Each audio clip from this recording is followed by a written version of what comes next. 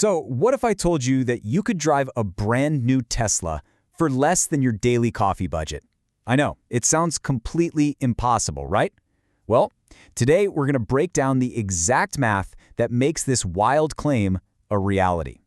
Yeah, you heard me right. $78 a month for a new Tesla?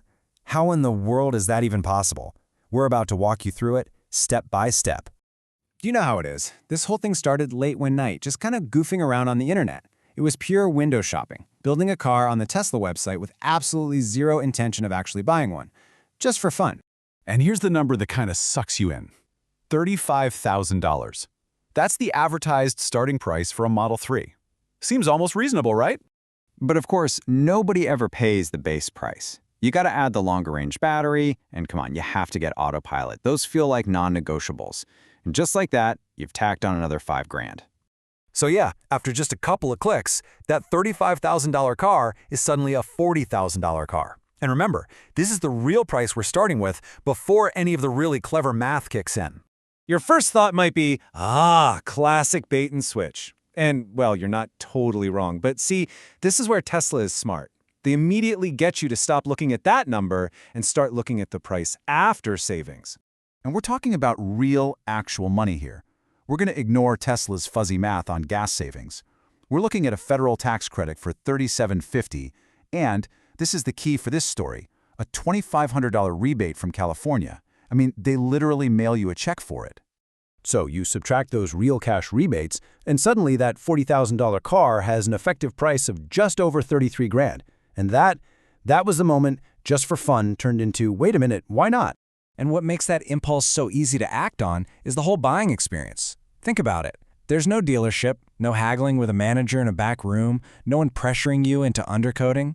It's less like buying a car and more like ordering a new pair of headphones online. Now, the original idea was actually to just pay cash. But then the financing offer came through and it was just too good. With an interest rate that low, it actually made more sense to invest the cash elsewhere and just take the loan. And get this, the whole thing was approved in 10 hours. So the online part was an absolute breeze, but the actual delivery, not so much. That initial 2-week promise kind of quietly stretched into a full 1-month wait. A little frustrating for sure. But when the car finally arrived, it was totally worth the wait. You hear all these stories about panel gaps and paint problems, but this one, it was perfect. Just one tiny little quirk where the driver's side door needs an extra firm slam. That's it. And the pickup itself just hammered home that modern feeling. It wasn't some dealership lot. It felt like walking into an Apple store. Super clean, minimalist, and crazy efficient. The whole handover took minutes. Really impressive. Okay, so that's the whole story of how the car was bought. But let's be honest, that's not why you're here. You're here for the headline, the price. So let's get into it. This is the exact math behind a $78 a month Tesla. All right, let's follow the money for year one. You've got all the upfront stuff, taxes, fees, plus a year's worth of payments. That's over $12,000 out of your pocket. Ouch. But then you get that cash back from the government rebates. That brings your net costs down to around $5,800. Now that's better, but it's still a long, long way from $78 a month. So here comes the secret weapon. We're not done yet. The real magic, the secret sauce that makes these numbers work, comes down to one absolutely critical thing. You have to use the car for business. This one detail unlocks a whole new level of savings. We're talking about tax write-offs.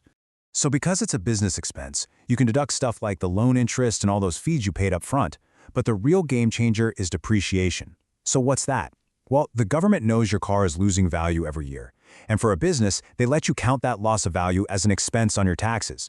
When you add it all up, it creates a massive deduction, about $14,000, which translates into almost $5,000 of real cash you save on your tax bill.